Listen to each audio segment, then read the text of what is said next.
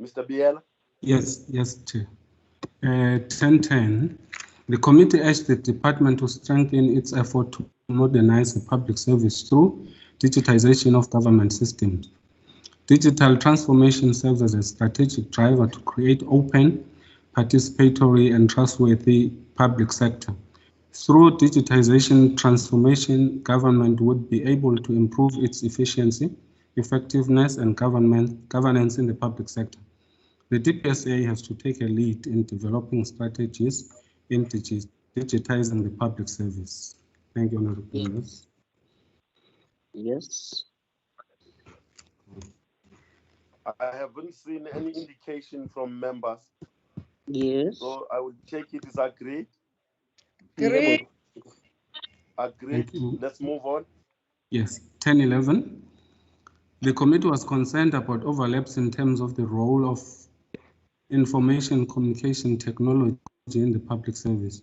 For this task, the department should collaborate with relevant agencies like the State Information and Technology Agency, SITA. Thank you, honorable members.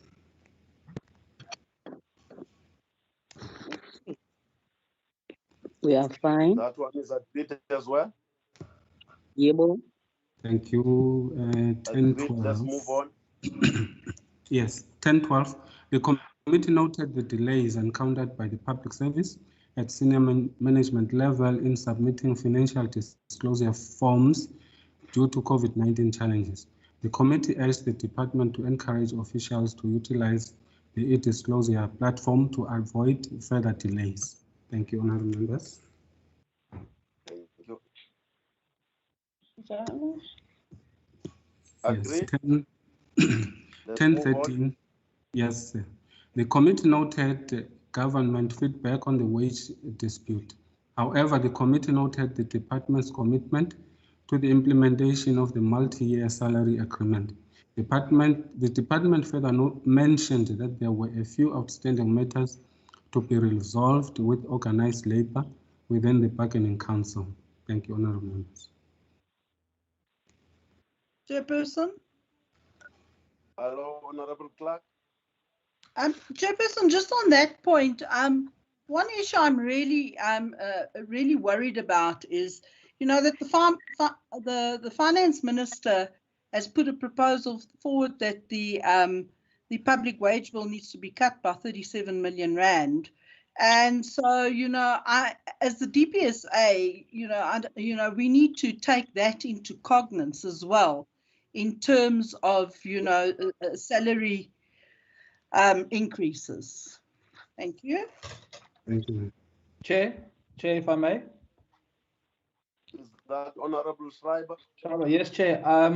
I'd like to echo that concern, Chair, and perhaps make a concrete suggestion that we look at this one in the recommendations to make our views clear on this, because I think what this one is saying is that it's noting an observation, but I just want perhaps for us to come back to this issue in the recommendations, Chair. In the recommendations. Yeah. Okay. Yeah. Fine. Noted. Yeah. Noted, Honorable Schreiber and Honorable Clerk. We come to 1014. The committee further noted the minister's approval of the organizational structure for the public administration, ethics, integrity, and disciplinary technical assistance unit. The committee welcomed such development and asked the minister to ensure that the technical assistance unit is fully operational. Thank you, honorable members. Agreed. Agreed. Thank you. Yes, sir. Agreed. Okay. 10:15. The committee was not satisfied with the lack of compliance with submission of service delivery improvement plans by some government departments. A mechanism needs to be developed to inculcate a culture of compliance with regard to drafting and submission of the SDIPs to the department. Thank you, Honorable. Chairperson. Honorable Clerk. Thank you, Chairperson. Also, in terms of when we move to the recommendations, I would like us to put some kind of time frame to that, because, you know, when you leave things open-ended, then they take an enormous amount of time to be finished. So if we could look at that, thank you, Chairperson. Okay. Honorable Chair, Is that if I may, Chair. Honorable Soma? I just want to say that in terms of to contribute, to say in terms of the observations, ordinarily, most of those observations should be also be captured in the resolutions. However, also there should be not be administratively technical issues, because we're not running the departments, but we're doing the oversight. But I agree with Honorable Clark. Let's look at it at the recommendation. Thank you, Chair. Okay. Thank you. Noted. Yes, noted, Chair. The committee was satisfied with the development of transferring community development workers and to song service centers to the Department of Cooperative Governance and Traditional Affairs. The committee welcomed the decision. Thank you, Honourable Members. Agreed. Agreed. Agreed, Chair. Okay, let's move. Yes, 1017. The committee is of the view that the department should ensure that public servants who are entitled to benefit from the government employees housing scheme utilize the service in order to discourage renting. Thank you, Honour. This is agreed, Chairperson. Agreed. Yes, Chair, agreed. We come to CPSI 1018. The committee took note of the ministry's intention to conduct research or review towards repositioning the Center for Public Service Innovation with an aim to establish facts on its mandate and whether it is well located as an entity of the department or if it should be placed under another department. Thank you, Honourable. Agreed. Agreed. 1019. The committee further noted the moratorium on all funded vacant posts at the CPSI, including the one for the CEO, and that these positions should be filled where necessary after a study on repositioning the center has been conducted. The committee was of the view that the CPSI has an opportunity during COVID-19 lockdown to devise innovative mechanisms in assisting government to accelerate service delivery under these tough conditions. Thank you, Honourable. Agreed. Yes. We come now to the big deal, recommendations, section 11. Recommendations. Okay. Yes. The Portfolio Committee recommends that the Department of Public Service and Administration ensures the following. Fast-tracking the amendments to the Public Service Act of '94 to ensure that administrative powers are devolved to heads of departments. Thank you, Honourable. Chair. Honourable Soma, who is next? Schreiber as well, Chair. Okay, noted, Honourable Schreiber. Honourable Soma?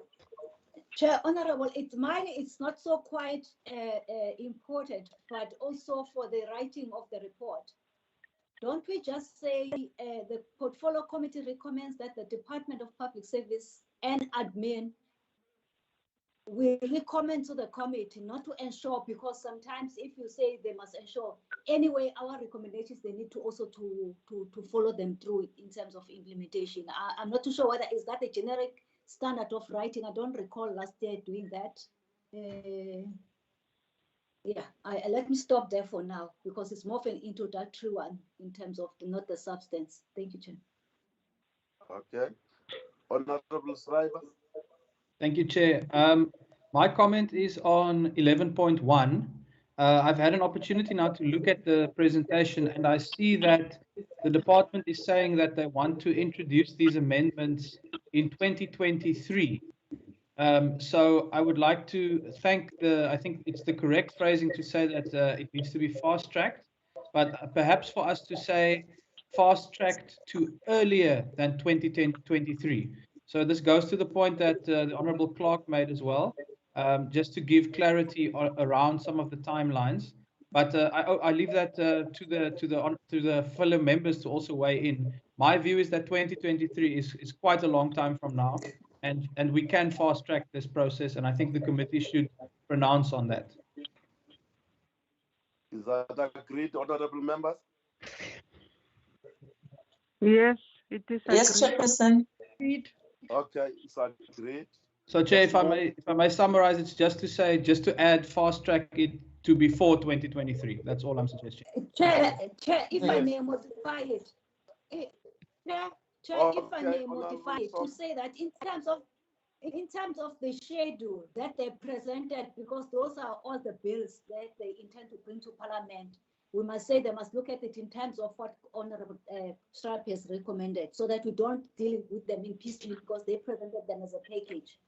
We did raise it in the committee that we had a concern that their timelines are like for the 7th Parliament administration. If we may do that, probably it will assist us as well. Thank you, Chair. Yeah, Chair, I'm happy with that suggestion. If we just say something about fast tracking these legislative changes beyond what they presented, because 2023 in some cases is very late. Yeah. Yeah, No, I noted. think that. Yeah, it's noted. Okay, let's move. Yes, thank you, honourable members. 11.2, amending the Public Service Act of 94 should include the establishment of the roles and responsibilities of the head of administration as one of the interventions encapsulated in the National Development Plan to manage career incidences of heads of department and other seniority positions. Thank you, honourable members.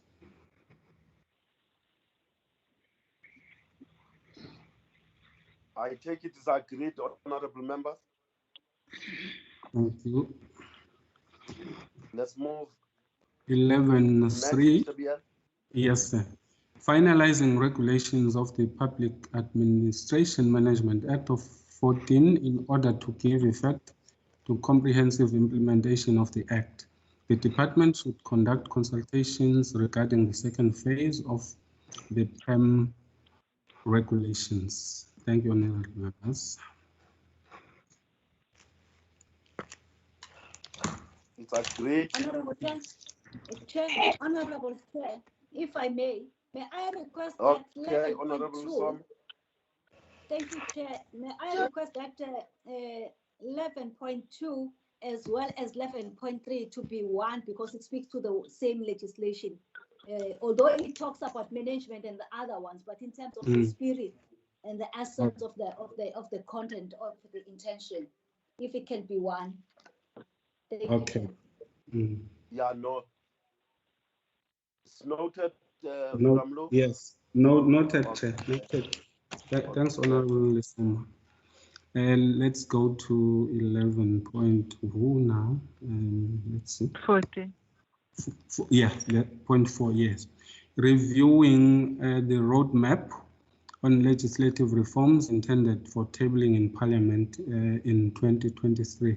The department should reconsider tabling legislation ahead of 23-24 financial year so that it gives Parliament ample time to finalize its legislation within its term. I think that should go to, is in line with the spirit raised by Honourable Clerk and Honourable Schreiber and Honourable Soma on point yes. 1.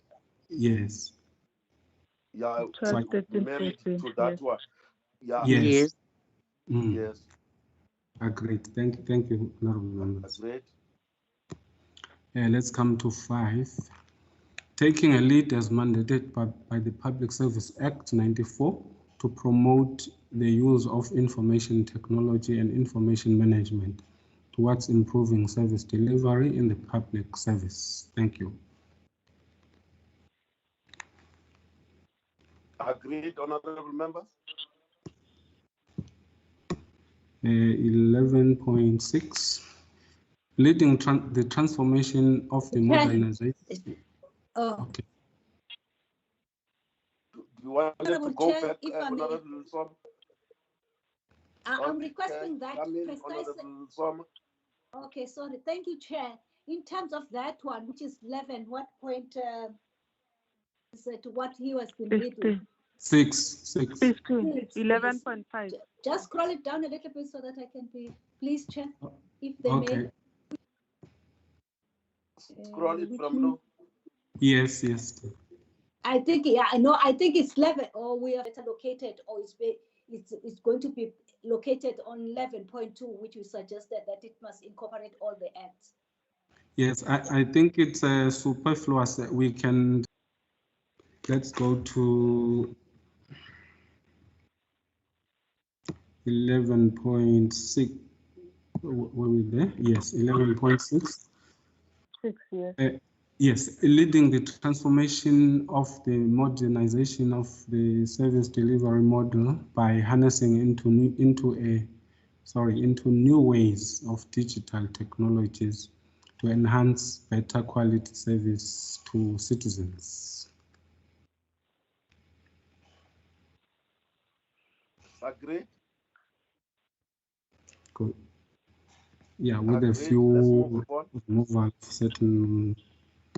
Yes, thank you.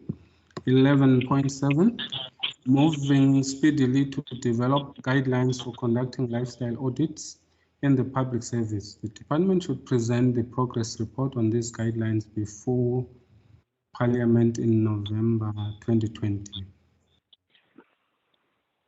Or we say on these guidelines to Parliament in November 2020, not before. Agreed, members? Yes. Agreed? Okay, let's move. I hope so. Thank you. 11.8, speeding up the process towards the establishment of the technical assistance unit so that all technical operations are in place regarding Public Administration Management Act and the implementation of the public service regulations, especially regarding the ethical conduct and preventing officials from doing business with the state. Can I interject here as well? I think there's a point on this. We should merge with it or take it out completely, this one, honorable members. Which one do you want to merge it with, Mr. Biela? Let me check, sir. 11. I think it's 8 and 6. It's 8 and 6. Oh, no, wait. Is it not 5? I can't find it now. Let's see.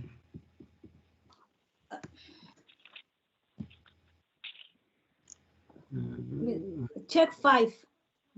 Oh, let's 11, 5. Okay. Just scroll, yeah. Just ready. Yes. Yeah, this is about the acts. And then let's see. Chair, if I may, we are talking about 11.8. Is that correct? Yes. Okay, my view is that this is about the technical unit, which is already exists in legislation. So this is a separate point from saying that the department should speed up legislation. I believe. Honorable Schwaber. Yes. Okay. Yes. I also agree. I mistook it for what was already in the what you call observation. In the observation. Yeah, it's not on the recommendation, so it's still fine. Yeah. Thank you for that. Yeah. Let's see now. 9. 9, yes. Reporting to Parliament regarding offers to public servants between 60 and 64 who are eligible to take voluntary severance or early retirement packages and how these offers would impact on the wage bill. Thank you. Chair. Any take? Chair. Hello, Honorable Lusom. Chair, I think it's Honorable Clark raised the issue in terms of was it the wage bill? The wage bill, And yes. this one, I would say that I would suggest that we put it differently instead of isolating the encourage early retirements or severance package, as it were, to say that the departments within in our next meeting, they must give us a detailed report in terms of the public service restructuring and its impact, its financial impact moving forward. Because also Treasury have said that they must manage the wage bill that side, and also they are restructuring the public services it way. Because we are not only oversighting oversighting the department, but we are also in terms of public service oversighting all the government departments. Thank you, Chair. Thank you. Is that Chair? Yes. Is that me, Chair? Honorable Schreiber, yes? Thank you, Chair. Yes, I would actually, it's perhaps related to that point, but I actually think that given the comments from Honorable Clark on the observations, my view is that we should add a separate recommendation. So that would be, I think, 10.10 on the current document, to say that the committee recommends that the department that the department should adhere to the 2020/2021 budget, which outlines the need to reduce the public service wage bill by 160.2 billion over the MTF period, including a reduction of 37.8 billion in the current financial year. The reason I say this, Chair, is because, as Honourable Lasoma points out, this is a government-wide budget that we are obviously considering, and in the budget speech and in the budget itself, the government, the finance minister made it very clear that this is the requirement, and now it is the DPSA as the lead department that should be making sure that we actually implement what was in the budget. So I don't know if Mr. Biela caught my full sentence there, but that is my recommendation, that we actually add a separate point to make clear that we are saying to the department that they must stick to what the budget actually outlined. Thanks, Chair. Agreed on that. If there are no other members, Chair. Okay. Without making a dialogue, probably also it would be in good spirit and faith if we can also craft something on the observations as well, so that it does flow. Because if we recall that the minister during his political presentation before the department made the presentation in terms of the plans, was that he did talk to that. So when then we make this recommendation, must flow from that spirit, that we acknowledge that he did come up clean to say that they are working on that in terms of restructuring the public services it way, so that there is a flow. Because there is a missing link. However, I'm agreeing with what is being suggested, Chair. Okay. Thank you. I would suggest that Honorable Schreiber email us the recommendation so that we can insert it. I will do so now, Mr. Biela. Thanks. Thank you, sir. Thank you so much. Let's get to 11.10 for now, which will be 11.10, I suppose. 11. The center should develop innovative solutions to assist government to accelerate service delivery during COVID-19 lockdown. Thank you. Agreed. 11.11. The minister should share with Parliament the findings on the research or review. We should remove that / on repositioning the Center for Public Service Innovation once concluded.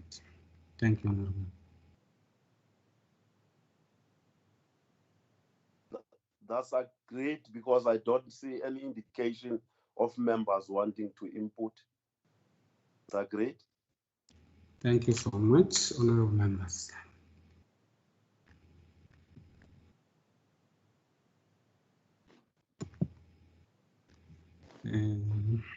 Let's see.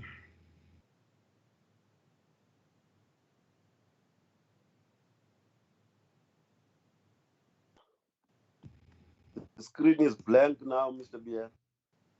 Yes, Chair. Chair, even my mic was off as well. I'm just quickly saying that 11.10 must come to the bottom and level 10.11 must go on top, because our main mandate when we're dealing with the plans was dealing with the current plans, not the future plans, as it were. So it must follow that logic of the actual intention of the meeting, which we're supposed to deal with. Thank you, Chair. Okay. Mm, Thank you. Next, Mr. Biel. yes, Chair. Let's see now. Let's see.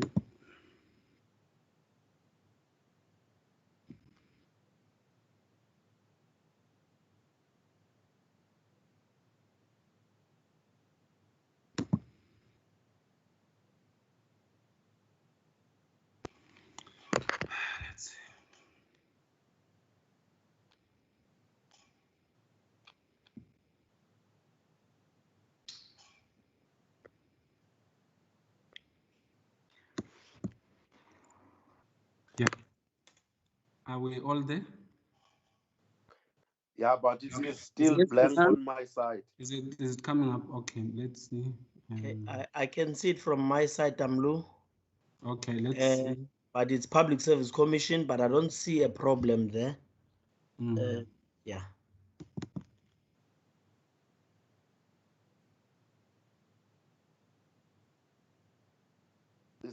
Yeah. Is it up now? Yes, it's up. Okay, thank you. Yes. First, let's see. Yeah, observation first. Yes. Yeah, that would be page 9. Let's see. Okay. Hey, this thing is jumping around.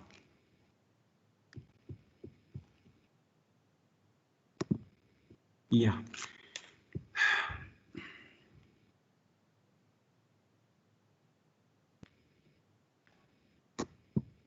Yeah, it keeps on jumping. Let's see. The portfolio committee identified the following in relation to the budget vote 12. The committee noted and considered the strategic plan 2019 to 24 and annual performance plan 2021 financial year of the Public Service Commission. The strategic plan covers most of the functions of the Commission as encapsulated in Section 196 of the Constitution. The committee further noted that the PSC's strategic focus is mainly contribution towards building a responsive, ethical, and value-driven public service that responds timelessly, efficiently, and effectively to the needs of the citizens. Thank you.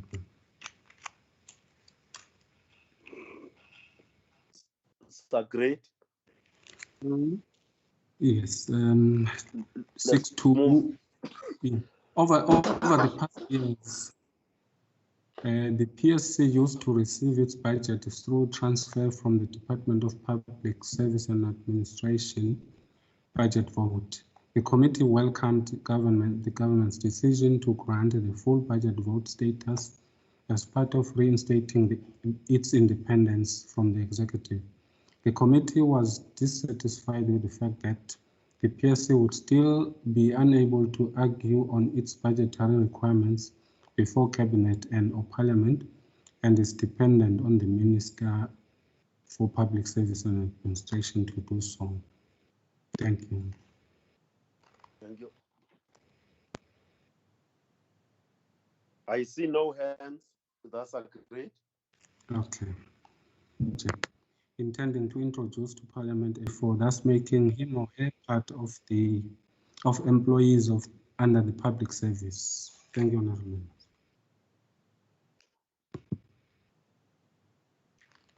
I see no indication from members. Okay. I take it's agreed. Thank you. 6.4. The committee further notes existing vacancies of the commissioners at the national office and in Mpumalanga, the Northern Cape, and KwaZulu-Natal provinces. The committee was wary of Section 32A of the Public Service Commission Amendment Act 97, which stipulates that such posts be filled within a 60-day period. The committee considered that it will speed up the process of filling a vacancy of the National Commissioner and further encourage the legislatures to fast-track their recruitment process to be in line with Section 3.2 of the Act. Thank you, Honourable. 6.5. Yes, move, Mr. Bia.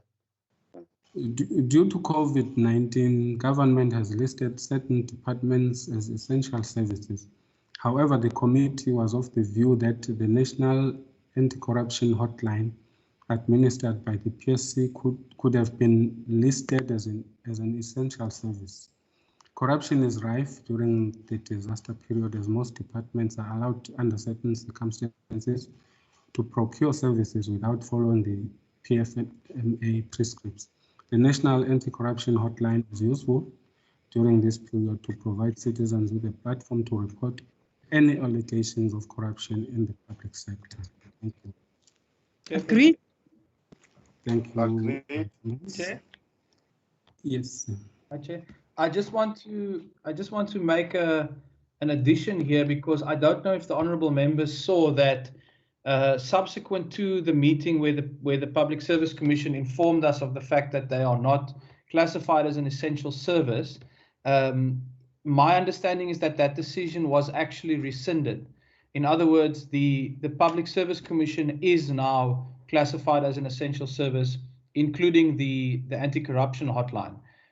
So that is something that from our side as a political party, we actually sought some legal advice on. But before anything, before any legal action had to be taken, that decision was actually rescinded, which I think is a very welcome move. And as far as I understand, the Public Service Commission is now able to function as close to normal as possible. So I just wanted to point that out, Chair. Okay. Yeah. Okay. So we will we'll make an amendment to section 6.5. Chair, if I may, what Honourable Doc Schreiber is raising, it is post our meeting. So I'm suggesting let it be, because it was observed during the meeting. So we leave it. However, we note that one, but it was not part of the meeting discussions, as it were. Thank you, Chair.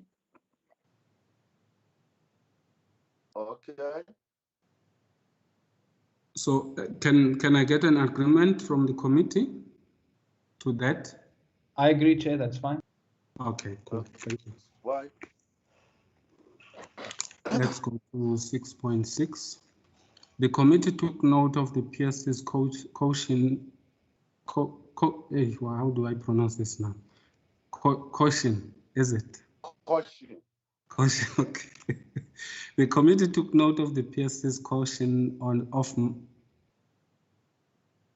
I think it should be on mushrooming of other hotlines within the public and private sector, which has the potential to render the public sector national anti-corruption hotline ineffective. The function shift of the National Anti-Corruption Hotline to the Department of Public Service and Administration could result in a decrease in budget allocation for or to the PSC, impacting negatively on the fiscus of the organization as well as integrity to deliver on its mandate.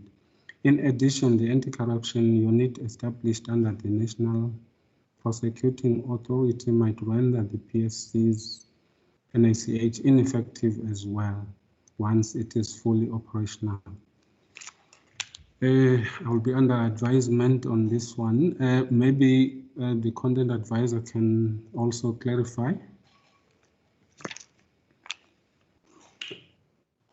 Okay. Contact Good advisors are afternoon, coming Honorable. in and Good afternoon, Honorable Chairperson. good afternoon, Mr. Mwebe. And honorable members. Yeah, on 6.6, this matter was raised by the chairperson himself of the PSC, just alerting the committee that there are other call centers that are being established in the public service. And the impact of these call centers is that the PSC currently, part of the budget that has been given to the Public Service Commission is being used to fund some of the activities within the Public Service Commission.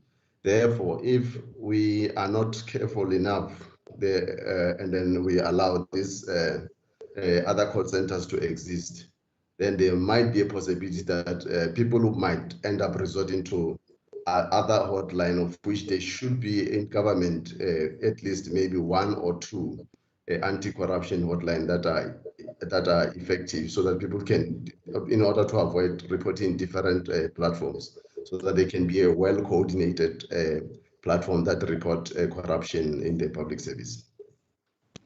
Yeah, yeah, I agree with the spirit. My problem is with the sentence after ineffective, which says the function shift of the NACH to the Department of Public Service and Admin could result in a decrease in budget. Because I still think it resides with the Public Service Commission, the NACH. So Yes. the function shift, it's a problem for me. Chairperson? Honorable Saib.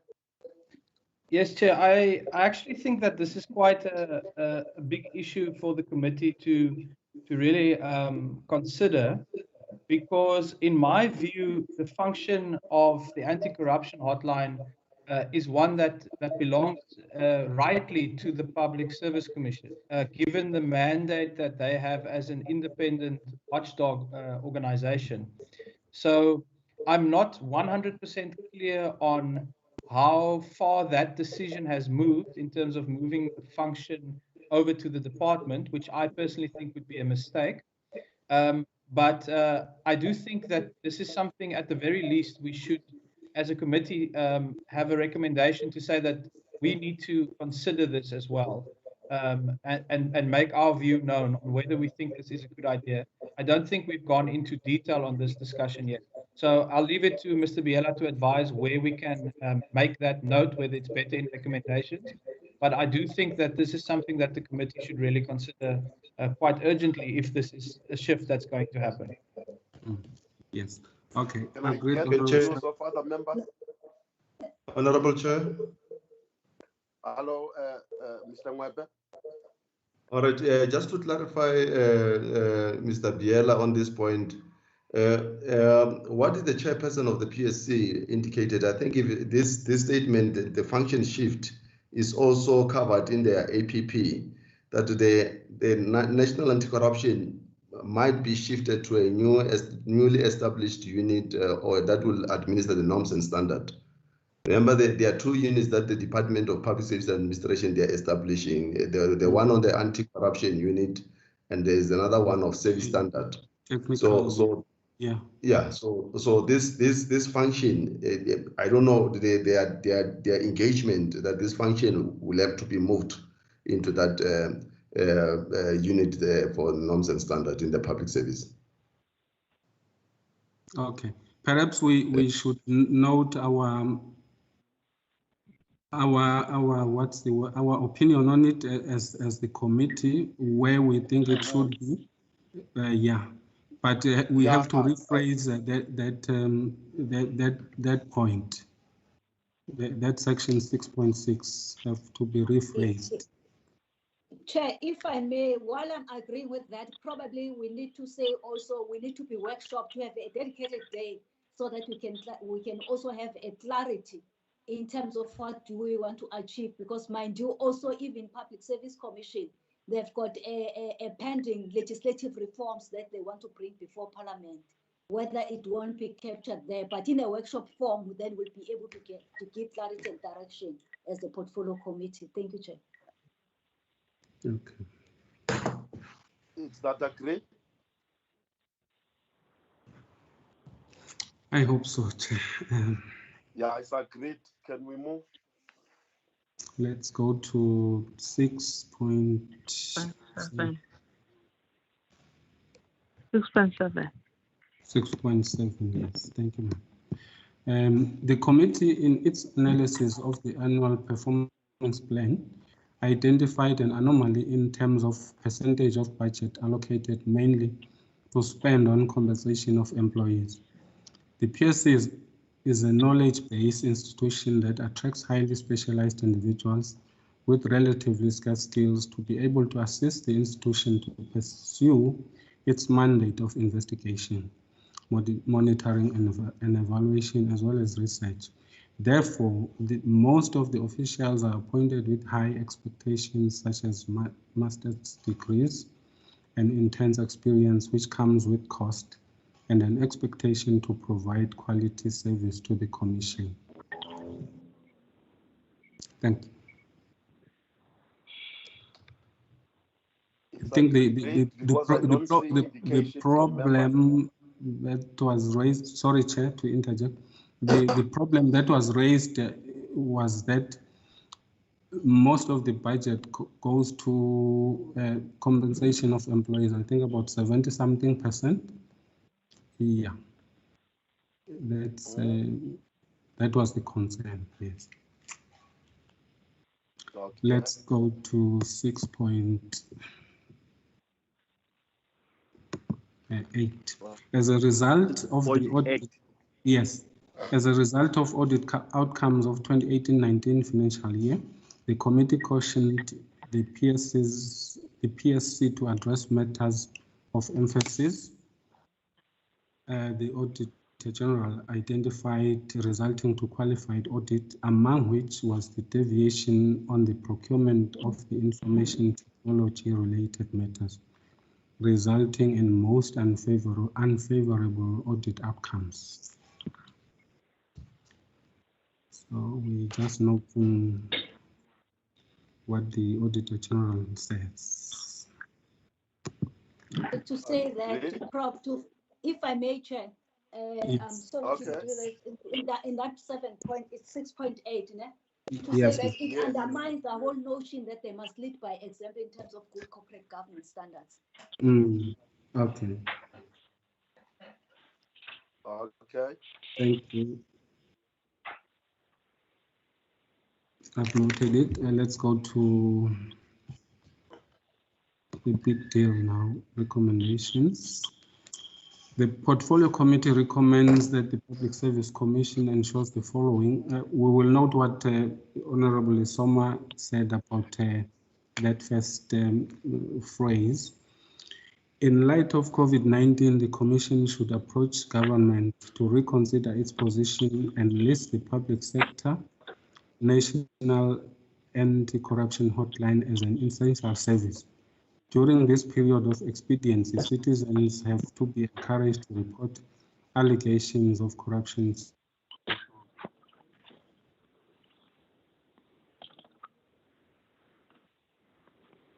Agree? Yes, Chair. It's agreed because I don't get indication from members wanting to speak on that one. Yes, agreed. Chair, probably let us qualify it why we're saying we agree with it, because what Honorable Doc Schreiber raised happened post our meeting, so it still stands if we had a meeting before that. Thank you, Chair. Okay. I'm fine with that as well, Chair. Thank you. Thank you. Next point.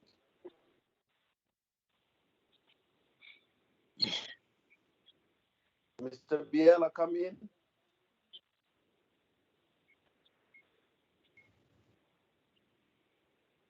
Mr. Biela.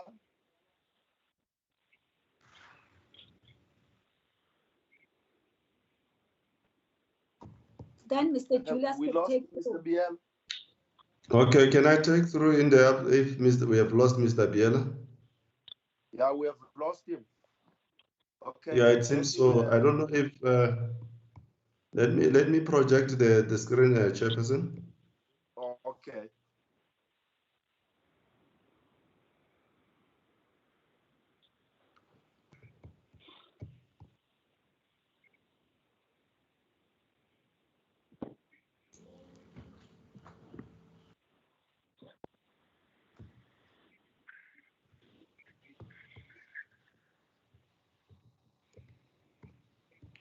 All right, Chair. Yes, Mr. Mwepe. Okay, Mr. Biela was on 7.1. Yes. Though I'm not projecting from. I think he's still struggling. He's still trying to get on. But I'll still continue. I'll continue from 7.2. Sorry, Chair. Yeah. Sorry, Chair. Namtla from ICT. Okay, Namtla. Yes.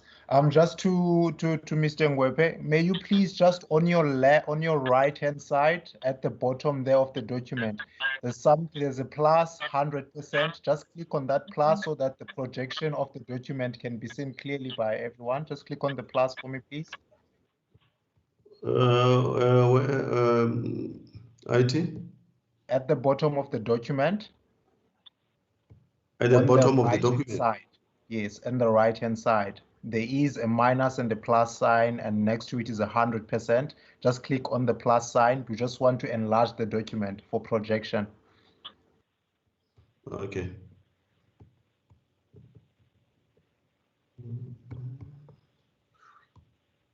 That's it. No.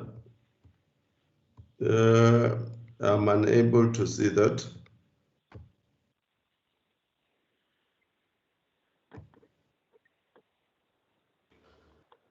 All right. Can you come in again? There are sort of two screens from my side. No, the one that has the document, open. Okay, let me do it again. Okay, no, I think it's fine. If the participants can see the document well, then it's not a problem. Okay. May I then continue?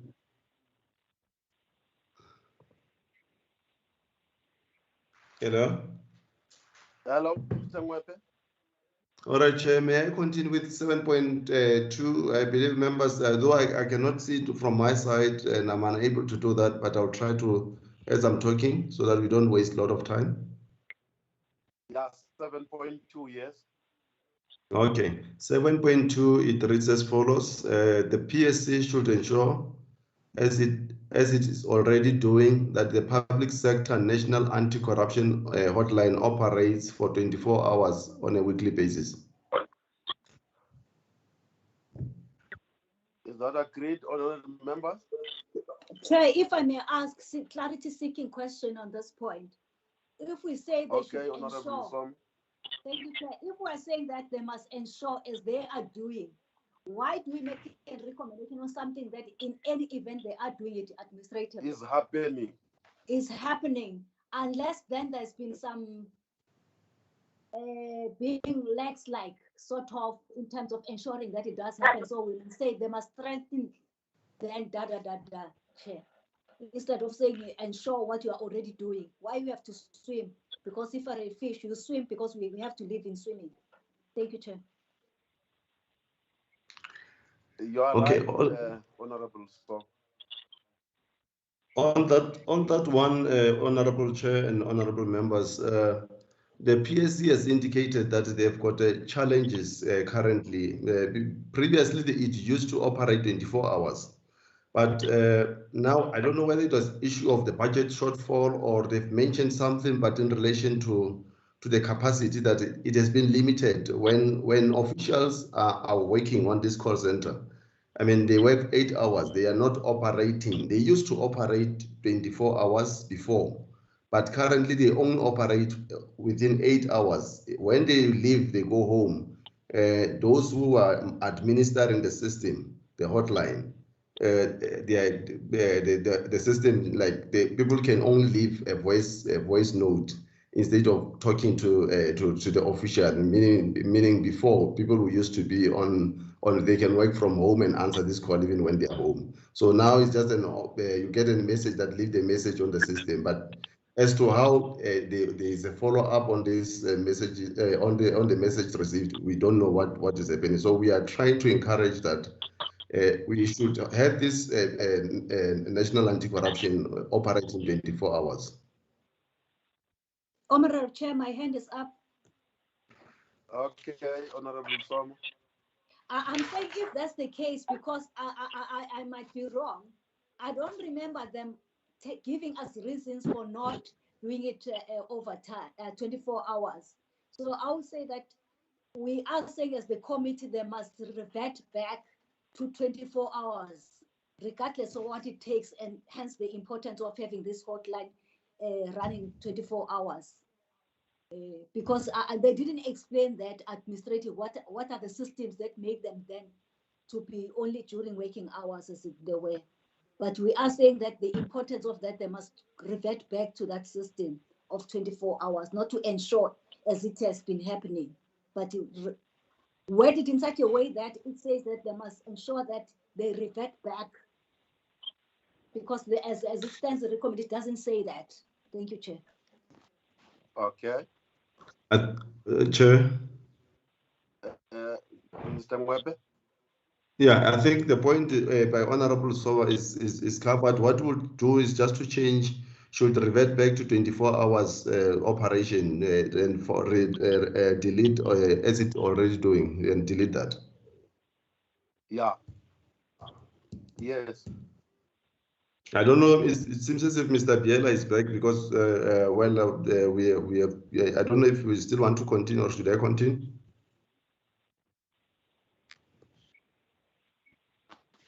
We whoever is in, we welcome him. Mr. Biela, are you in? Okay. It seems as if we have lost him again. Let me continue, Chairperson, with everything. Okay. Okay. The 7.3, honorable members, it reads as follows. The PSC should commission a study on all existing government corruption hotlines dealing with corruption cases in order to establish their efficacy and overlaps in rooting out corruption in the public service, with the view of streamlining and centralizing all hotlines with a common purpose under one hotline.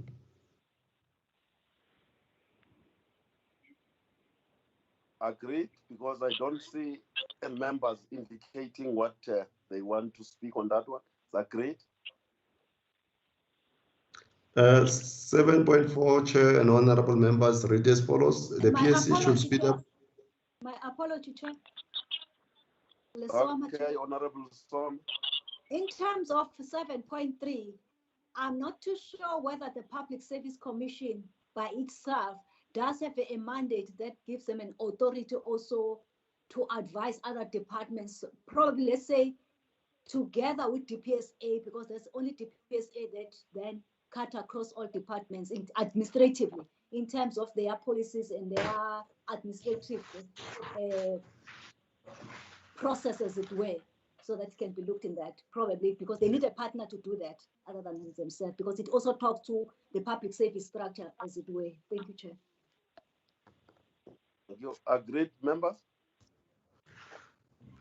May I, Chair, before the members? Mr. Mwebe. All right. I hear the point raised by Honorable Soma, whether the PSC is the right institution to sort of commission such a study. Honorable members and the Chair, if we know the PSC is the only institution that has been created by the Constitution to investigate all to investigate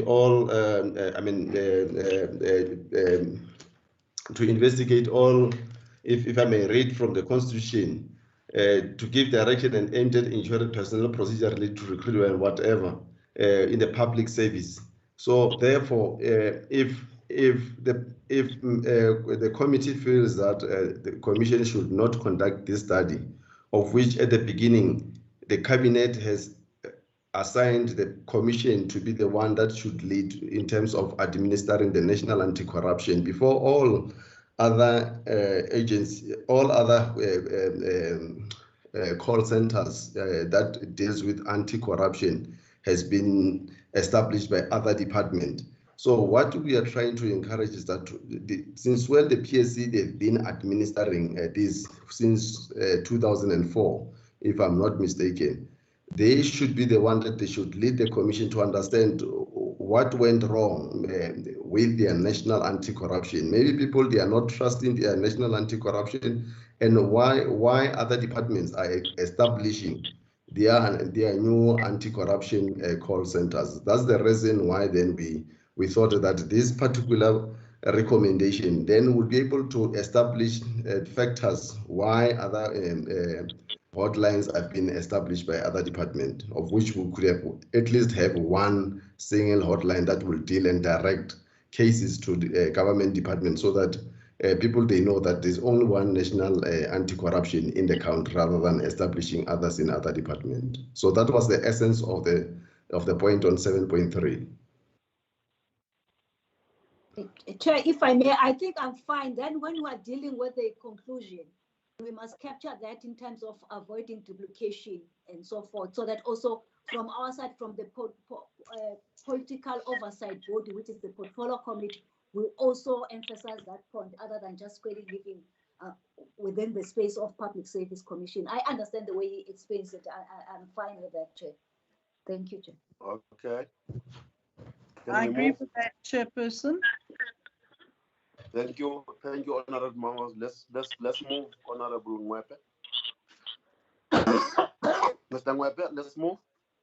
Okay, 7.4, Chair.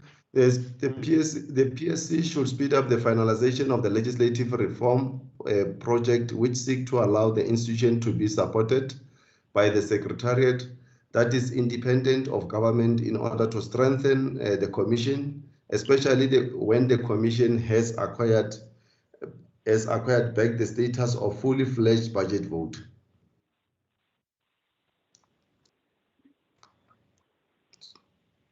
Chairperson, a quick question of clarity. Chair, just to check, so Mr. Ngwepe, are we saying now that the Public Service Commission has in fact acquired the status of fully fledged budget vote? That's my impression, but we are saying that it is now a lone standing budget vote from this year going forward. Is that correct? Yeah, that's correct. I think what they are doing, what the government has done, is that is only out of Chapter 9 institution and Chapter 10, it's only Public Service Commission now that has been given this status. I think it's sort of piloting this process of moving even towards to the Chapter 9 institution to get a fully fledged budget vote from. That is not within the votes of government department, but for currently now, the public service has got a fully fledged budget vote going forward. Okay, thank you. Yeah. Okay. Let's move on, Mr. Ngwepe. Okay, 7.5, Chairperson. The PSC should review its organizational structure with the intention to reduce budget on compensation of employees when necessary, and commit more funds to expanding its capacity of investigation, monitoring, evaluation across the public service.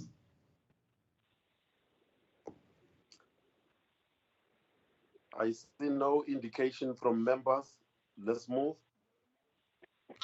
7.6, Chair, the PSC should, through its monitoring and evaluation program, expand its reach of monitoring government facilities rather than conducting inspection only in the health facilities as stipulated in the Annual Performance Plan 2020-21. There are various government departments' facilities that require extensive monitoring in order to deliver effective and quality services to the citizens.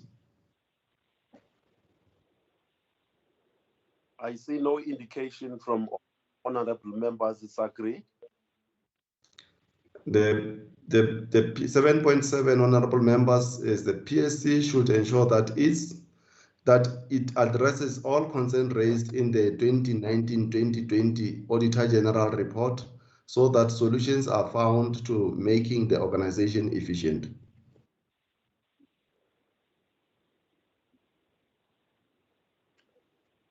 I take it that one is agreed upon as well. 7.8. Okay, Chair.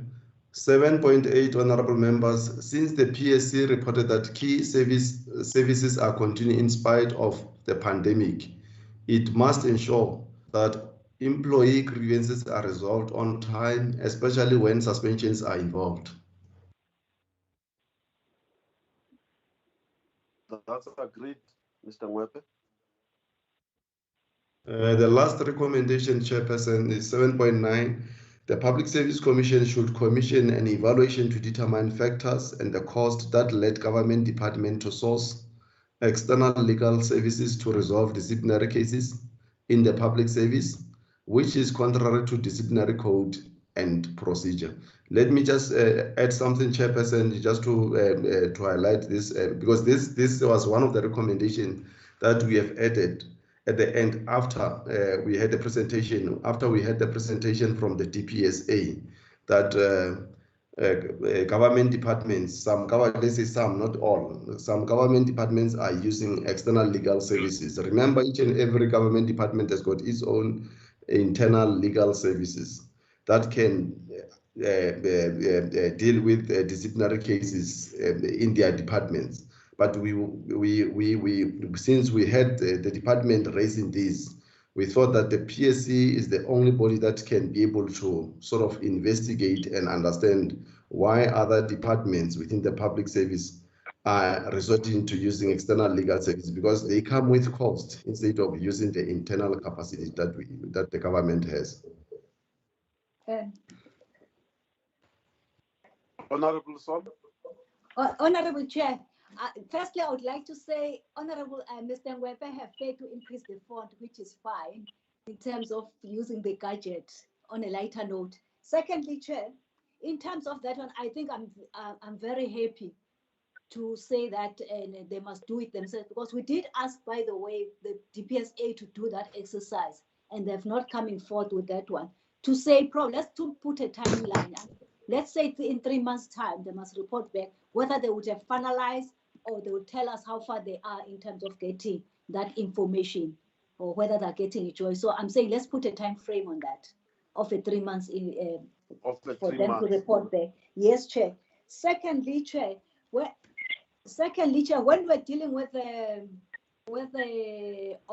observations, points 10.2 and 10.3, we said that was going to also to commute it to recommendations. I just want to check whether have we done that. It's just that I was a little bit disturbed by something, so I didn't capture that one. If it can be, we can go back and check that 10.2 and 3, whether it's accommodated in the resolutions, because it talks about the legislative reforms of Public Service Commission. Thank you, Chair. Honorable Thomas, through you, Chair, are you referring to the DPSA report?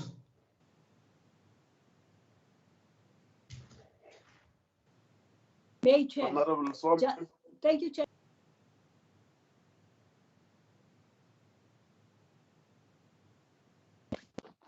Are we losing you now? My apology, Chair. I'm saying that their legislative reform, it's between, I'm not too sure whether it's between themselves and the way towards Parliament, or where it is, but it's somewhere. I'm saying then 10.2 and 3 talk to that. I was checking whether, because I was attending to something on the sideline, to say if our recommendations talk to their legislative reform, as it were.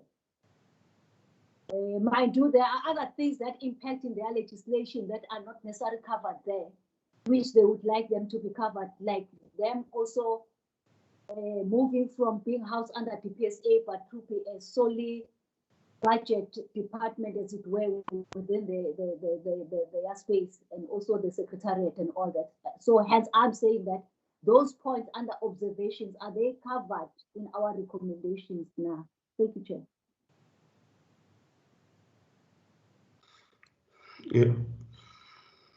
Mr. Webe? All right, Chairperson. Yeah, if I may just summarize what Honorable, but without repeating, most of the recommendations covers what the committee has observed and find out of the APPs and the budget of the department. So they are covered, but not everything that should then from the observation then be at the status of a recommendations. Some of the observations and findings is just to flag, but they cannot be formulated in a way that it can be a recommendation. But most of important aspect that the committee would wish to see in future, they are covered on the recommendations, Chairperson. Unless if members they will want to add additional recommendations that they thought that this should then be part of the recommendations, that members are welcome to. Like I remember earlier on, Honorable Schreiber wanted to put a recommendation on the wage bill, and he indeed submitted his recommendation on the TPSA report. Chair, if I may, I understand that. Honorable Thank you, Chair. I quite understand that. However, I'm asking because we flag it under observations, because also we're legislators, we make laws. So it's one of our responsibility. If there is a law or a bill that is pending somewhere, we're always told about it, and we're not too sure where it is. And I was checking whether is it covered. If we are saying that the legislative reform in either way or form has been covered, I'll be very much happy. But it's one of our responsibilities, as you are, all of us will appreciate that Public Service Commission report directly to us in terms of their Section 10 Constitution. Thank you, Chair. Thank you. Can you respond to that, Mr. Mwebe?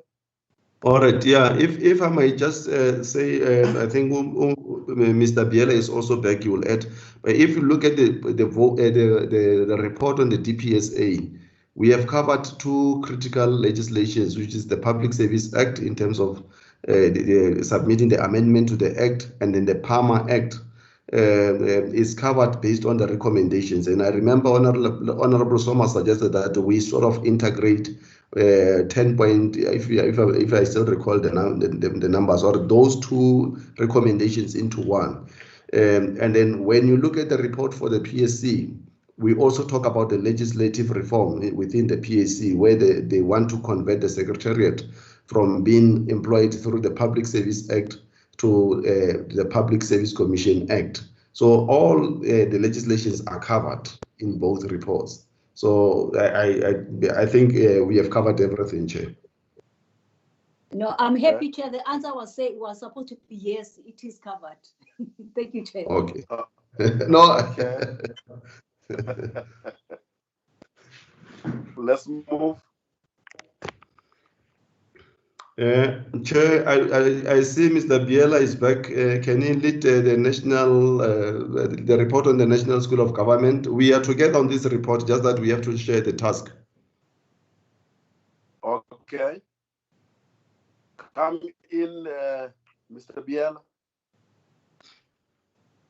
If I may, before we move from Public Service Commission, you recall that. Okay, come in, Honorable Som. Thank you, Chair. I think it's point 7.3, where we said it must be also find its expression under conclusion.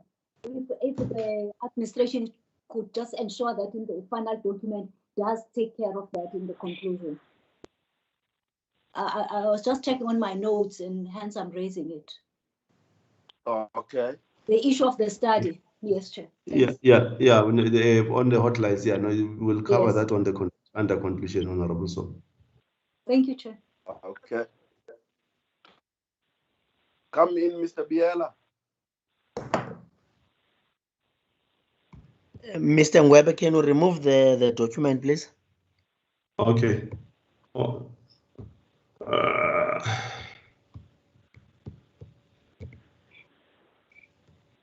Is it removed, Mazi? Yes. Yes, Okay. yes, yes. Mr. Bila there? Mr. Biela?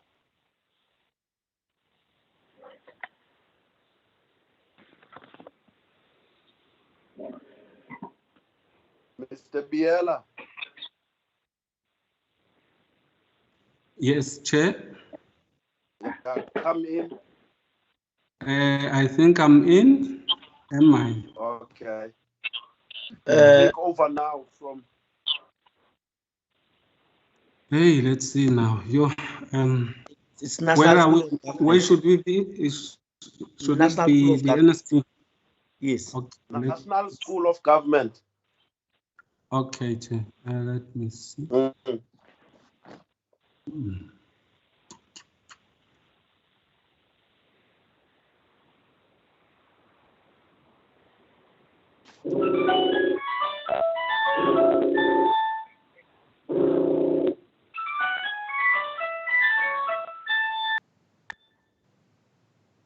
Ililapi. Ndicimile Chair. Okay. Somewhere apha ku-participant.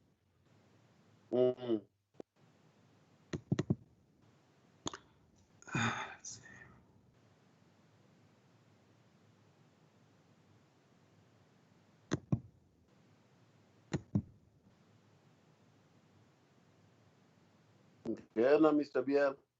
Okay, Chair. Let's see.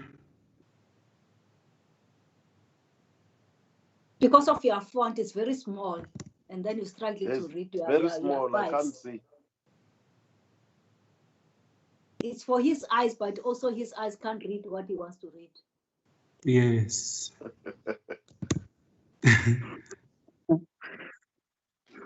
Can you increase the font? It's on 150 now, Chair.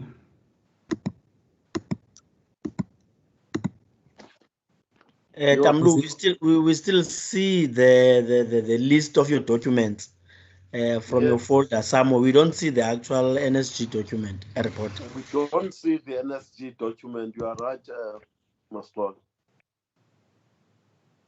DPSA in terms of your folders.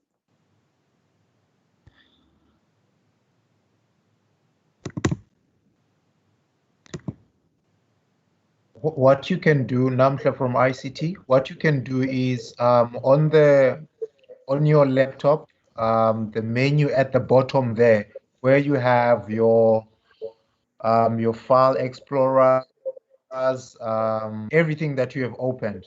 Just click the document that you have opened there, because we're just seeing your file explorer there, which is where the files are. Just click on the document for us, please.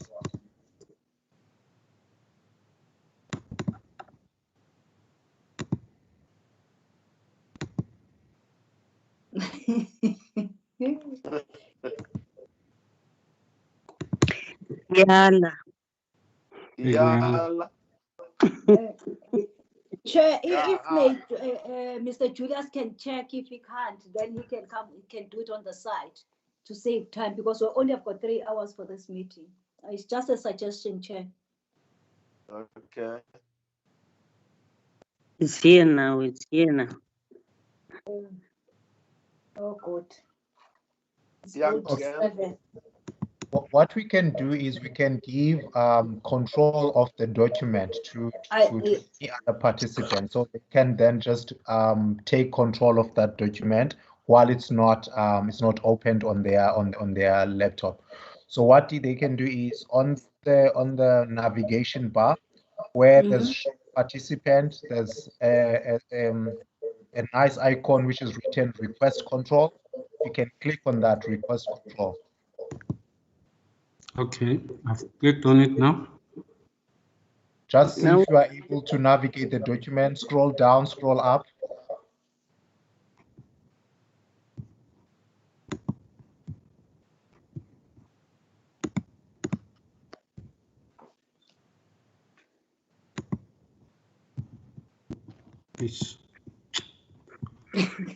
Ish.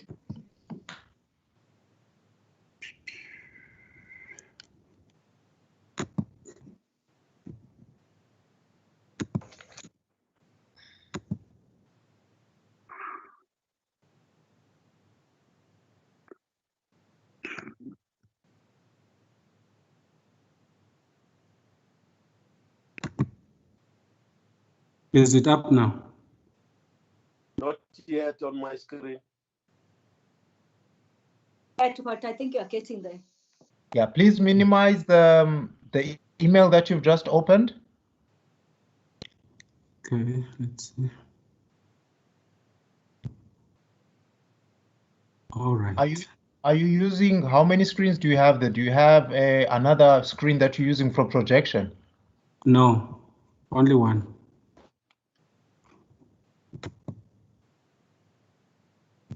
Okay, let's see now.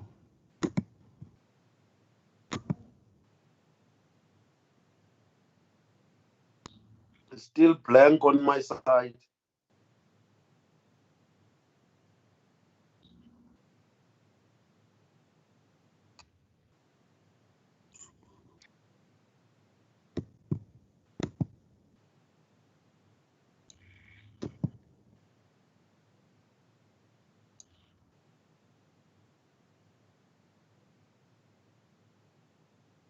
Still blank.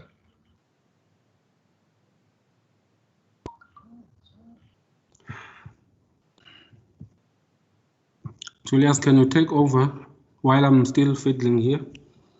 Because my 5G card was done now. I didn't have airtime, so I'm trying to load up now. Yeah. But it's on the screen now. We can see now. Okay. Yep. No, Yeah. but he's the unable to observations control and it. findings. Okay. I think I'm getting there.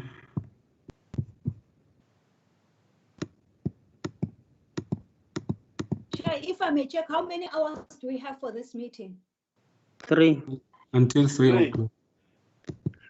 3, Soma. Okay, we still have got 1 hour and 1. Okay, it's fine. Yes. Thank you, Chair.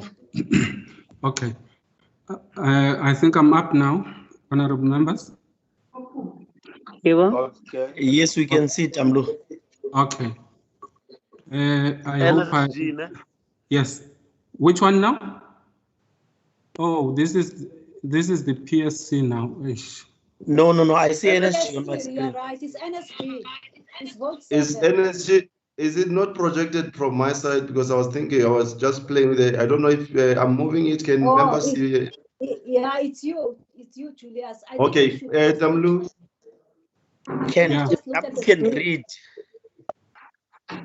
Honorable Chairperson, Honorable Chair. Yes. May I suggest that I will let me move it. I will move the screen, and Mr. Biela be able to talk to the presentation. I will move the screen as he's talking for the sake of progress from my side. Yeah. But on my side, Okay. it's vote 12. It's not the NST. That is No. on this. What's The coming one on? I don't know. Hello. Mr. Biela. Yes. What's coming on your side? Mine is the PSC still up here. No, I've uploaded. I think members can be able to see the NSG on the system if I'm not wrong. What I'm suggesting, you can open your own document, and then as you're talking as per per point or per observation and recommendation, I will be able to just to run through the screen with them. Yeah. Okay. Yeah. Now I have it. Okay. Let's see.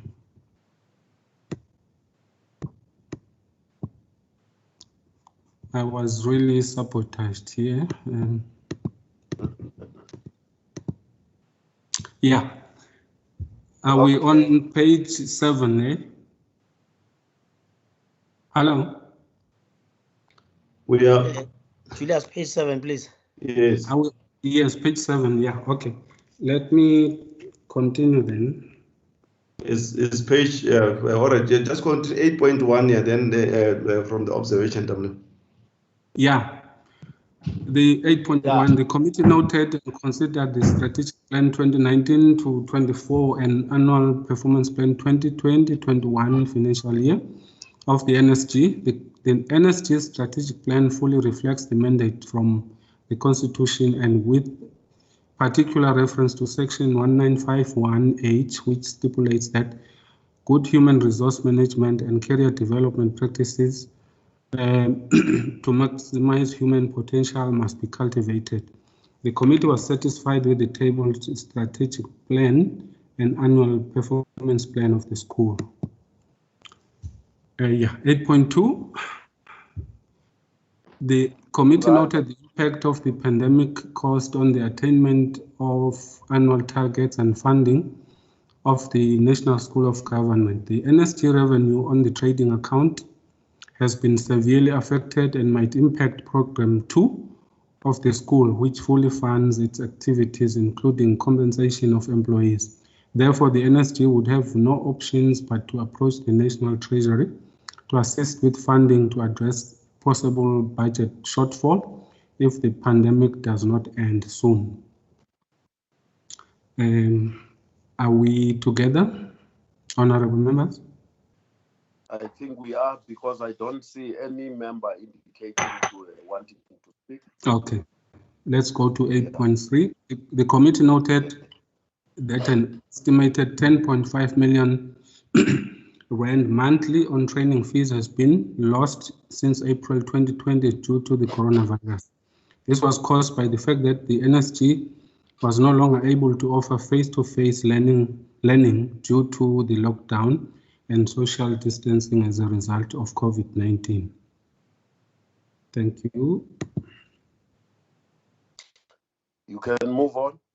The committee welcomed the initiative of introducing compulsory training programs in the public service.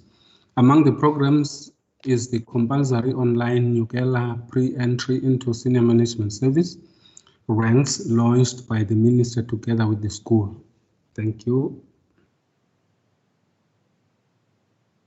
Move on. I don't see members.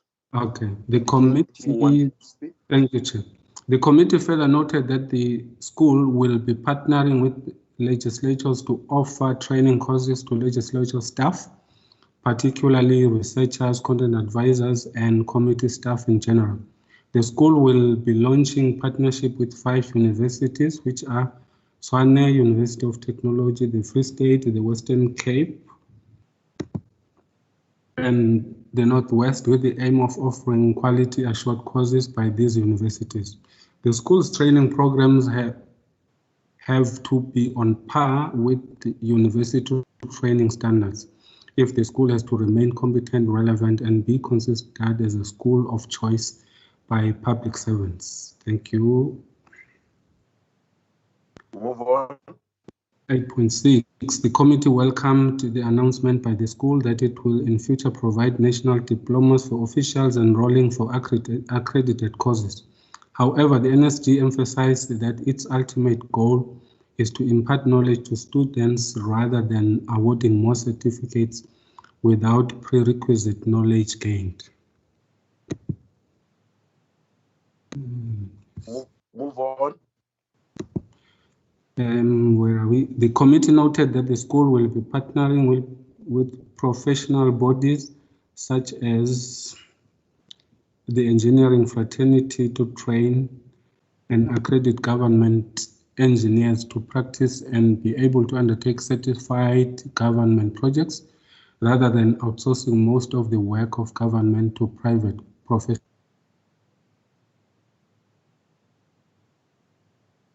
Move on.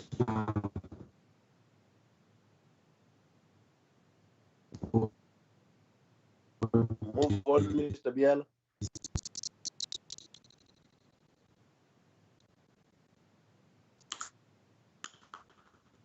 Have we lost you again? Into a decision to recruit more women to senior management and youth in the school. 9. The committee You were breaking up. Can you read that again? Okay, thank you, Chair. The school reviewed its organizational structure in order to respond effectively to the public administration's demand of education, training, and development, since its mandate includes the local government level. Review of the organogram has resulted into a decision to recruit more women to senior management and youth in the school. 8.9. The committee noted that the world is moving towards the implementation of the fourth industrial revolution. The NSG finds itself being pushed into implementing e-learning training as a result of the 4IR and the outbreak of the COVID-19. Therefore, the school has to change its business operations, modernize business process, and be able to adapt to this technological development. Thank you. 8.10, the committee welcomed the newly appointed principal of the National School of Government, Professor Busani Ngaweni, and wished him best of luck in steering the school to highest levels. 8.11, the committee urged the school to play its role of training and development during the piloting of the district development model so that relevant training needs are identified and tailored for the curriculum that fits well in addressing administrative service delivery bottlenecks in all spheres of government. Let's come to the big deal. Yes. Recommendation 1, the school should devise a long-term plan to recover self-generated income loss caused by suspension of activities due to the pandemic within 12 months after the lockdown. 9.2, the school should develop a fully fledged funding model to maintain the self-generated income through the training trading account. 9.3. If we hear no indication from members, Mr. Biela, you must move. I must just keep on pushing the bullets. Yeah. Okay, cool. Yeah.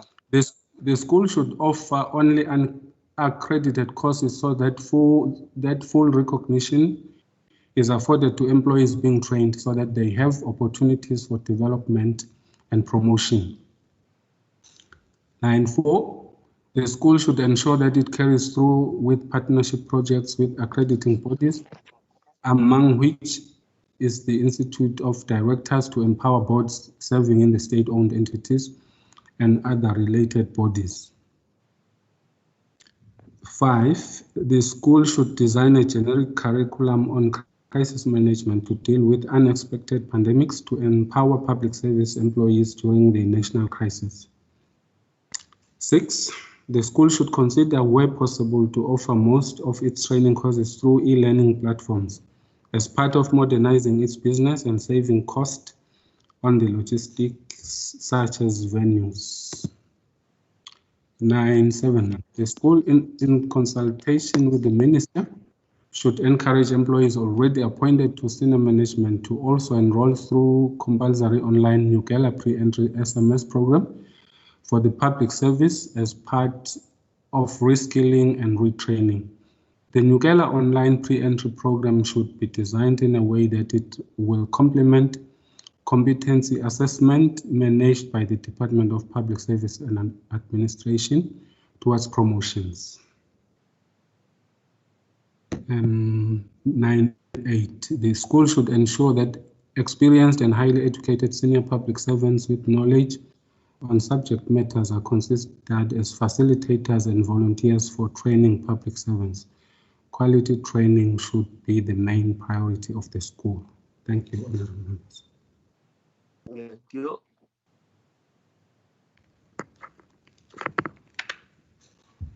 Can you read conclusion? Was that conclusion that we were reading? No. So I can conclude, Chair. The school is encouraged to identify. Yes, the school is encouraged to identify core deliverables and ensure that they are delivered.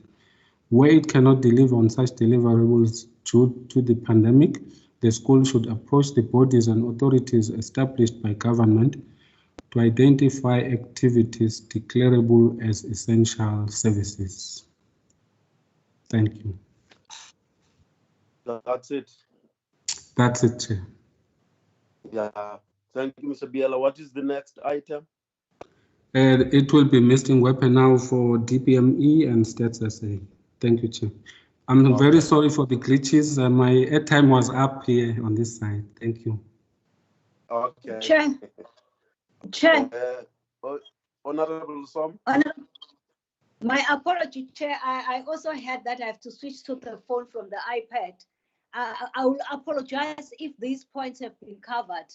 In terms of the recommendations, 9.3, it's just to change the sentence there that says the school should offer only accredited courses so that full recognition is afforded to employees being trained, so that they could not be afforded opportunities for development in promotion, so that they cannot without not. I will send it through my submission on that, Chair. And secondly, 9.1, which means the time frame has to change there as well, in line with the lockdown and COVID-19 different levels as well. Thank you, Chair. Thank you. Thank you so much.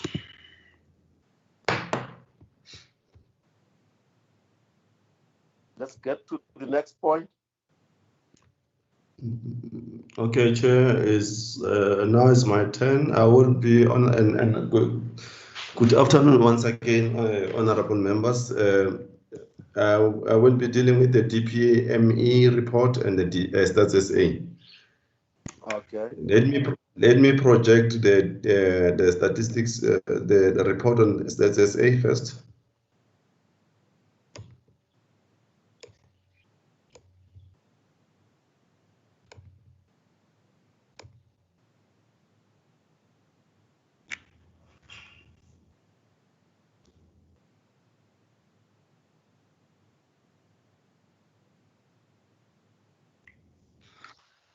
All right, Chair.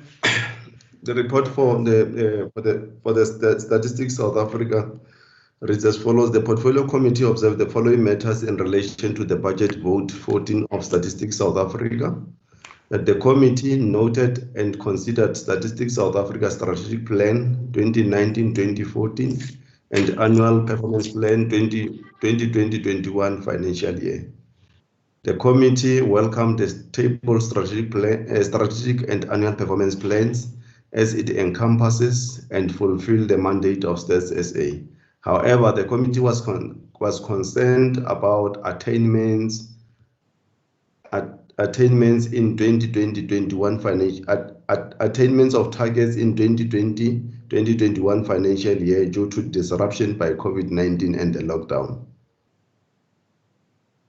8.2, the committee urged Stats SA to be innovative and optimize on scarce resources to align its business processes towards digitization. If you hear no indication from members, Mr. Mwepe, must move on. Okay. Yeah. The committee noted that due to the outbreak of COVID-19 in South Africa, Stats SA withdrew immediately its enumerators, field workers in brackets, from collecting data as a measure to protect officials from the virus. Field workers are working from home to administer online survey due to coronavirus. The committee take note that Stats SA is in the process to implement revised organizational structure and reposition staff to critical area based on their skills and capabilities. This process will include skilling and reskilling to ensure staff are well capacitated with the new business process of producing statistics through digitization. The committee noted that part of the priorities in the implementation of organizational structure is to fill funded vacant position and ensure attainment of employment equity targets by employing 50% of women in senior management and 2% of people with disabilities. The committee was of the view that the review and implementation of the revised structure will reduce vacancy rate and high staff turnover experienced in the past years in the department. An allocation of 49.4 million provided in 2020-21 financial year will be able to address historical shortfall in the budget for compensation of employees. 8.7, the committee further welcome pronouncement that Census 21 will go ahead as planned, and Stats SA is ready to roll out the survey. Moreover, Stats SA will no longer collect data manually as it used to in the past census. A computer-assisted personal interview will be used by enumerators as a more advanced electronic data collection that is affordable, quicker, faster, and without compromising the quality aspect of statistics. Stats SA will further send a link to household members who are able to use technology to participate in the census by sending a field questionnaire back to the department. A call center will be established to assist members of the public on any matter relating to Census 21. 8.8, the committee urged Stats SA to save cost as data collection. Chair, my hand is up. Honorable Som. My apology, Chair. If the committee, honorable members can remind me, did we also talk to the issue of also under observations, people who have a connectivity challenge as to how are they going to access this platform? Because it should be under observations. It's just that I'm not too sure whether did we raise it at a committee level. Thank you, Chair. Chair, if I may come in there, it's Malad. Come in. Chair, can you hear me? I can hear you. Yes, I think further to Honorable Lesuma's point, which is what we raised in there regarding the ICT infrastructure, that it shouldn't be a hindrance for Stats SA to move towards this computer-assisted personal interview. So I think there should be a line there about urging Stats SA to make sure that it is fully prepared to make sure that this process will be as inclusive as possible, so that there is no exclusion of communities that might have challenges with regard to the quality of ICT infrastructure in their communities. Thanks, Chair. Thank you. I'm happy with that, Chair. Thank you. Yeah, I'm also happy with that. Move on, Mr. Ngwepe. Okay, Chair, I think point taken, but I think both comment by Honorable Lesoma and Honorable Malazi will then be covered at the recommendations, because here is just to flag the overall, but then we can make more emphasis at the recommendation. I think maybe it might be covered somewhere before there, because we haven't touched the recommendations. But if it's not covered, then we'll cover it on the recommendation as it is. Then you'll cover it. Yes. Yes. Yes. Okay. 8.8, Chair and Honorable Members, the committee urged SSA to save cost as data collection during Census 21 will be collected through computer-assisted personal interview, which might reduce cost of data capture as it used to happen through a manual data collection. Move. The 8.9, the committee was pleased that the budget earmarked for Census 2021 has been reinforced. 8.10, the committee took note of the new approach, namely the continuous population survey, aimed at integrating current survey instruments, which are the general household survey, income and expenditure survey, and living conditions, life circumstances, and poverty data. 8.11, the committee was of the view that Stats SA has to continue championing the provision of guidance and advice on methodologies to all government departments intending to conduct administrative statistics or records in order to produce quality statistics for the benefit of using such data for official statistics. 8.12, in terms of the legislative reform, the committee noted the progress made thus far with regard to the amendment to the Statistics Act of 1994 that intends to drive statistical reform in the country, with particular emphasis on the statistic coordination, statistical geography, the data revolution, and a statewide statistical service and institutional arrangements. The amendments will ensure coordination between organs of state for the purpose of enhancing efficiency in the statistical system. Stats SA has finalized the amendments to the Act. However, delays were encountered due to COVID-19 to meet with the Minister in the Presidency for Planning, Monitoring and Evaluation model for capacitating municipalities to be able to interpret and use statistics as an instrument for planning, evidence-based policy making, and allocation of resources. Stats SA will make available statistics per district and assist municipality in interpreting data. In 8.14, the committee was satisfied that most of the government institutions use statistics as an evidence-based tool in policy making and planning. Evidence-based policy making is promoted across government, particularly in the planning.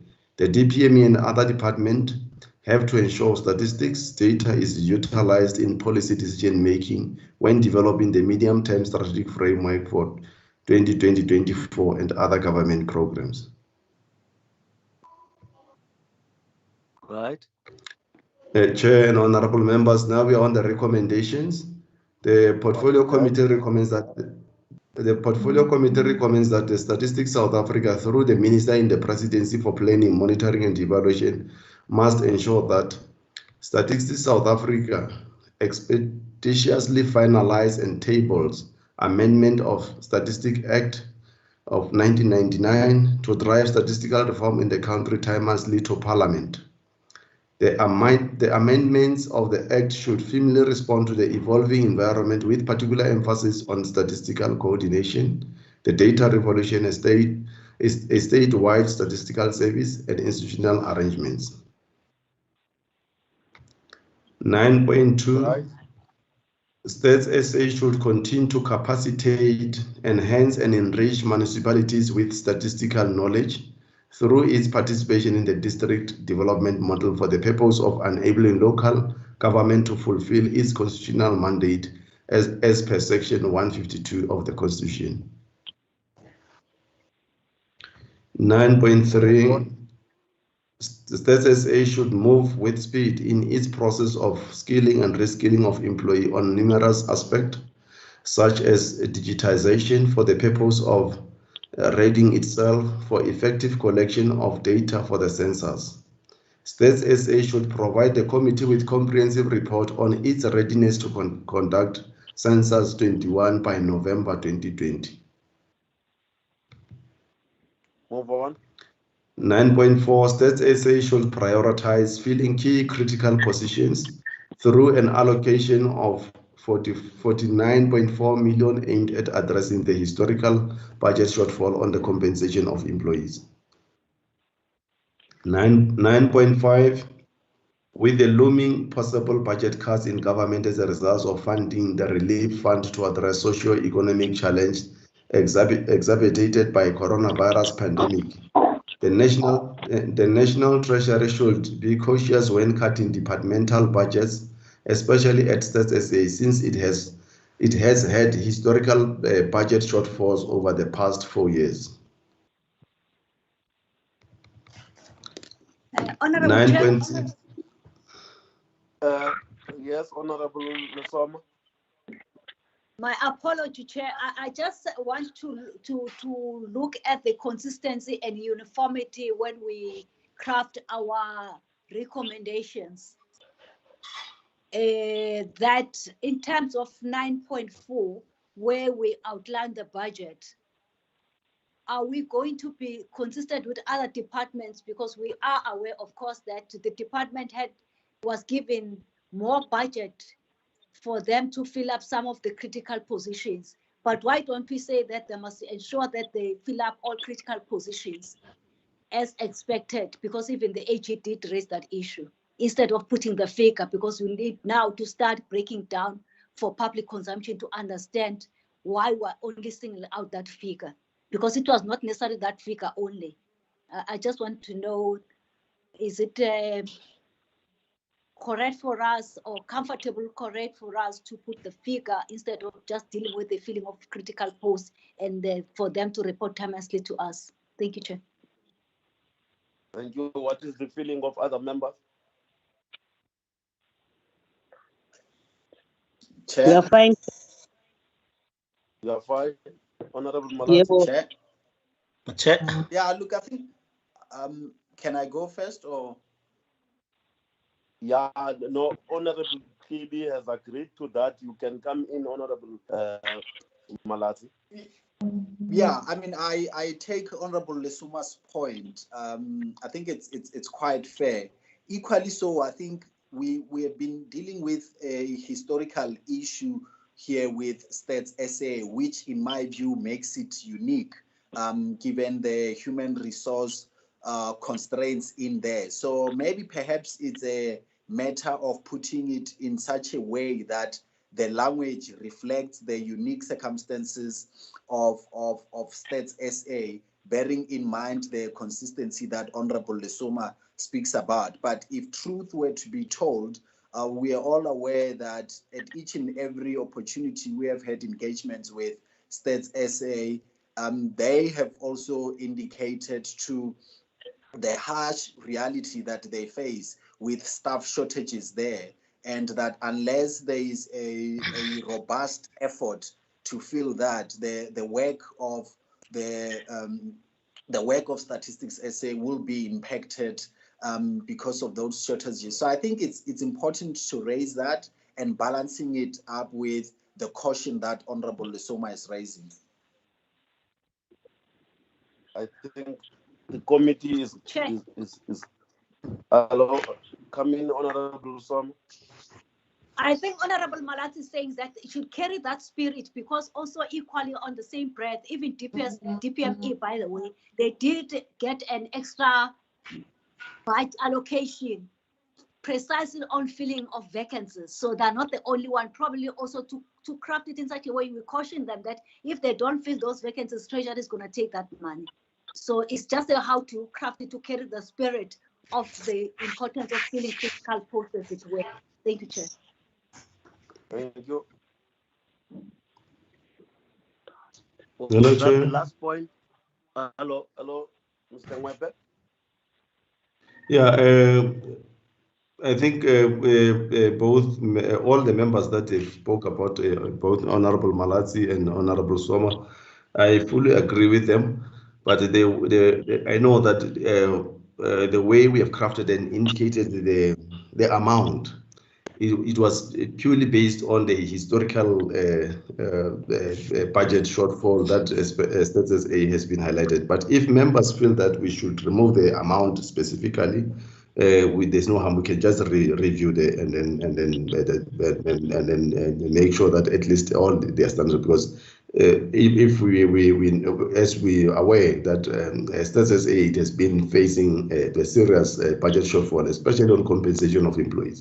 And then if we don't put this figure, and under these circumstances of COVID-19 and budget might be revised and all other stuff, the States might still find itself in the very same predicament where this budget might be diverted to other government priorities. But I was just trying to sort of re-emphasize the point: why should we put it as it is, as the amount that has been allocated to states here?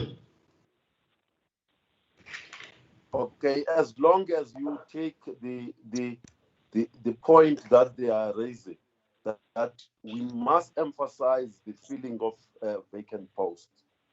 Okay. Yes. All right, Chair. Yeah, then I was on 9.6, Chair. I think I must move fast now because we have got almost an hour and we still have another report. Yeah.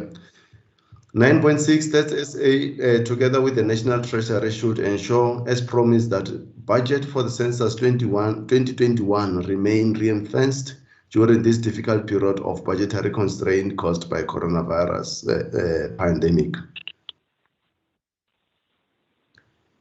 And 9.7, Stats SA should continue to provide statistical advice on the methodology for the administrative stats or records intended to be commissioned by various departments if such data will be considered or used when compiling official statistics. And 9.8, Stats SA should, in collaboration with other stakeholders, devise a long-term connectivity strategy to link up with deep rural areas through technology in order to harvest information vital to planning. Though it's not particularly on census, but then Honorable Malaziri spoke about issue of ensuring that the ICT should not be a hindrance at the rural areas. I think this particular point, what we can do, can put more information on it so that then it reflects what Honorable Malazi and Honorable Losoma phrased. Okay. Okay. 9.9, Statistics Council should occasionally communicate with society when there are challenges and milestone to keep the society informed about planning reforms and strategies.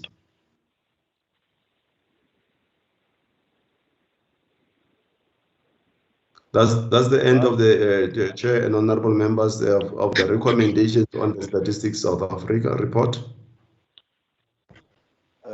Thank you, Chair, Mr. Wepe. my Can hand- you? my Okay, hand up, Chair. Honorable Soma coming.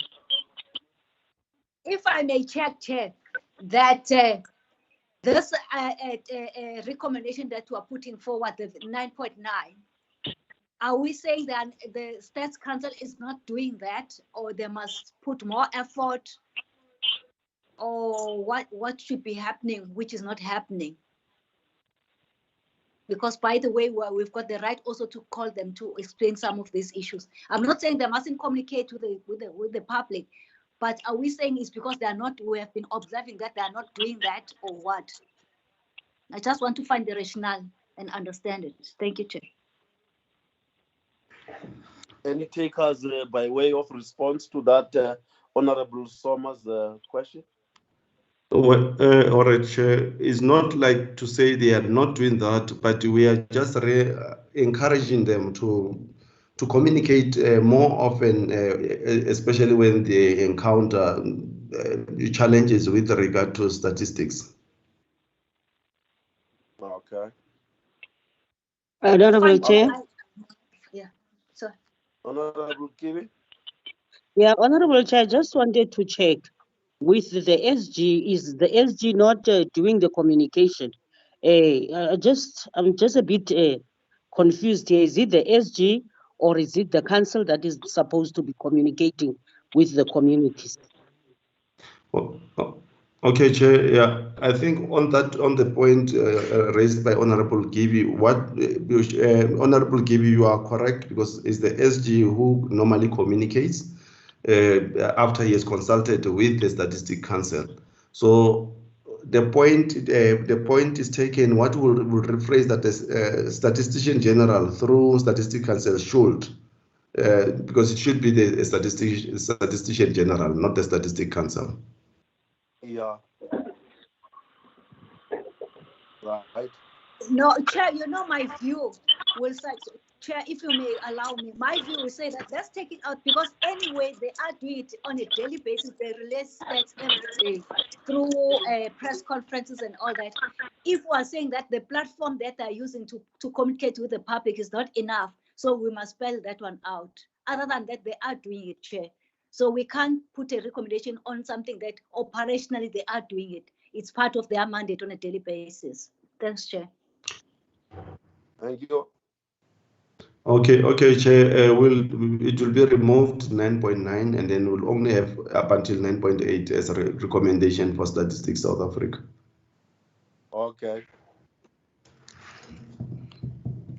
Chair, with the interest of time, I won't be able to read the conclusion. If members have got comments on the conclusion, they can do so by sending to Mascole, and then we will then take it from there. Yeah, I will agree with that because the time is catching catching us up now. I agree Okay. with that. Let's move to. Agree, Chair. Yes. All right. Yeah. Okay. Thanks to Mr. Biela. Thank you. No, there's still one report for DPME, There's honorable one members. report. DPME. Yes. Yes. Chair, it's Mastole here. Just to note, who Honorable Nduli is struggling, man. He's not audible. She's been trying to raise hands and also say something, but I think her side has got some technicalities, Chair. I just thought I should just let you know. Yeah.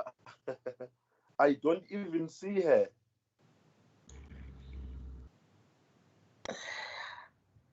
Honorable Nduli, where are you? She does come in and out, Chair. Okay. Must call it, do this. If on your side you see that she wants to put a question, just let me know. Yes, Chair. The problem is that her side, she cannot be able to raise the voice. I don't know. So there's just technicality, Chair. But I thought I should let you know, Chair. Okay. All right. Okay, Chair. Okay, Chair. All right. Is the document okay. On my side, it's not there. It's still blank. Okay. May I continue, Chair? No, especially if other members can. Even if I don't see it, I will depend on you. Okay. All right. On the observation and the key findings. Sorry, our apologies for the number in there. I think the number will sort it out before the adoption next week. The numbering on the observation, but start with 10 observation. Yeah. But on the document it says 12.1. So I'll just keep on the numbers as they are. 12.1. The committee noted and considered the strategic plans and 2019-2014. and Annual Performance Plan 2020-21 for the Department of Planning, Monitoring and Evaluation and Brand South Africa. The committee was aware of the possibility of reviewing the strategic and annual performance plans due to the pandemic outbreak, as some slice of budget across department will be directed towards keeping the coronavirus in the country. The 12.2, the committee noted the departure of the Director General of the Department of Planning, Monitoring and Evaluation to serve in other structures within the state. The Minister in the Presidency for Planning, Monitoring and Evaluation pronounced that the Director General post will not be advertised due to some Director General floating within the composite organogram of government as a result of macro organization. 12.3, the committee further noted the effectiveness of the presidential hotline operating during COVID-19 to resolve service delivery challenges confronting citizens on a daily basis. The committee appealed to the department to compile a report on all calls logged resolved during the lockdown. The department has a vacancy rate above an acceptable norm per the Public Service Regulations of 2016. The committee is of the view that the department has to fill all critical funded positions to ensure stability at senior management level for the purpose of carrying out its mandate effectively.